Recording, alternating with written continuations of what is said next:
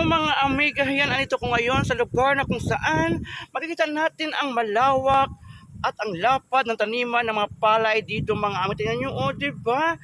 Napakaganda itong pagmasdan dahil ba naman sa ito ay manilaw-nilaw na mga amiga. Yan, lutong-luto na ang mga palayan dito mga amiga. Tingnan nyo, oh, diba?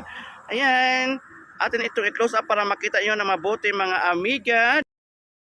Ito ay handang-handa ng para anihin mga amiga.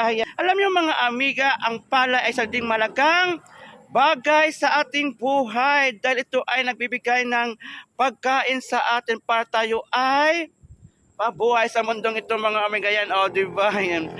At napaka lakas ng hangin dito mga amiga dahil nga sa ito ay open air na lugar mga amiga. Tingnan nyo, o, diba?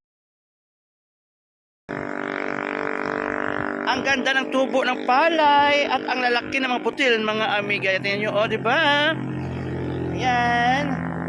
Ako ay enjoy na titingnan ito dahil ba naman ito ay malaking tulong sa mga taong nangailangan ng source of income din at para din sa kabuhayan mga amiga. Sa ngayon, bye-bye muna and see you again for my next video.